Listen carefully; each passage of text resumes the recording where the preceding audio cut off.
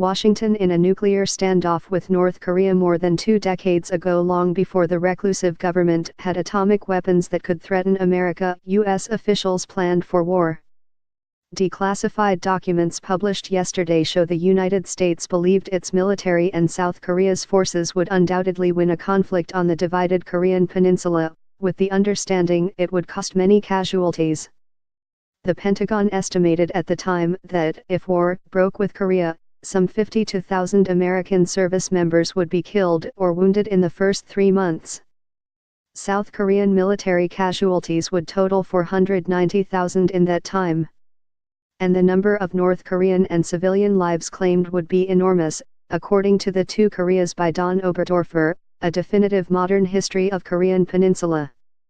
Today, with North Korea almost able to directly threaten the U.S. mainland with nuclear strikes, the possibility of conflict looms as it had in 1994. President Donald Trump has vowed to stop the North Koreans from reaching such capability. 23 years ago, the stakes were different. At that time, President Bill Clinton's administration considered a cruise missile strike on a North Korean nuclear complex after it began defueling a reactor that could provide fissile material for bombs for the first time.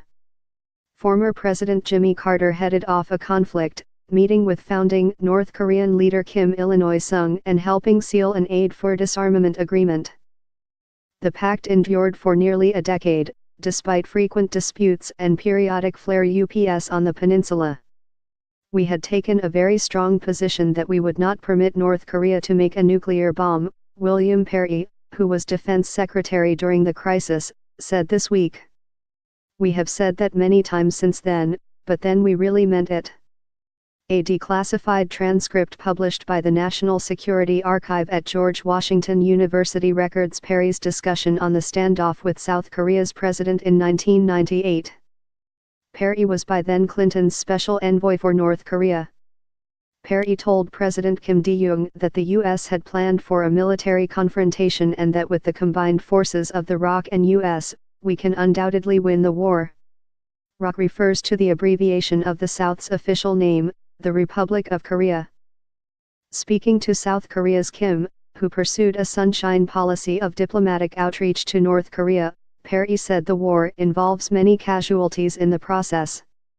As a former defense secretary, I am well aware of the negative aspects of war, and will do my best to avoid war.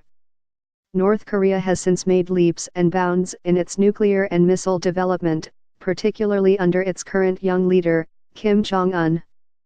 Last week, it tested an intercontinental ballistic missile with a likely range of more than 8,000 miles, 13,000 kilometers, moving it closer to perfecting a nuclear-tipped projectile that can strike all corners of the U.S. mainland. Trump has not ruled out using force to stop the North from achieving that capability if diplomacy fails. Backing up the threat, the U.S. has stepped up its military drills with allies, which Pyongyang condemns as preparations for invasion.